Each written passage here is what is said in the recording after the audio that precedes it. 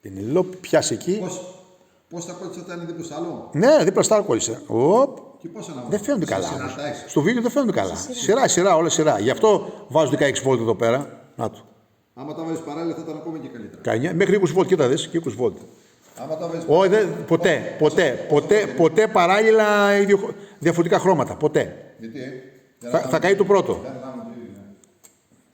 Θα καεί αυτό που έχει χαμηλότερη τάση. Για κάνει πιο εκεί Πενιλόπη λοξά, γιατί. Που έχει τη χαμηλότερη τάση. Ναι. Δεν ανάβουν όλα η ίδια τάση. Πάει πιο κοντά, λες. Δεν εστιάζει καλά, ρε γάμο. Δεν φαίνεται εδώ πέρα. Να, εδώ ανάβει, το κίτρινο ανάβει νομίζω. Κάτσε. Σιγά σιγά, πρώτα ανάβει πράσινο. Πράσινο πρώτα. Μετά πάει. Κάτσε λίγο, δεν έχω και χέρι. Άστα να πάνω. Κίτρινο. Πράσινο. Όχι. Μπλε. Μπλε, άσπρο, κόκκινο. Τελευταίο το κίτρινο.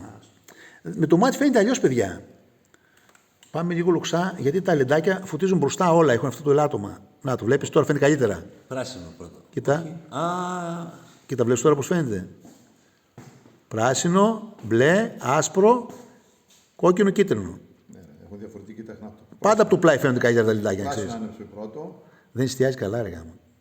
Δεν εστιάζει Α, καλά. τα βλέπεις από εδώ με το μάτρα. Όχι, βάλε ένα χέρι από πίσω να εστιάζει το χέρι. Βάλε το χέρι σου από πίσω. Να εστιάζει.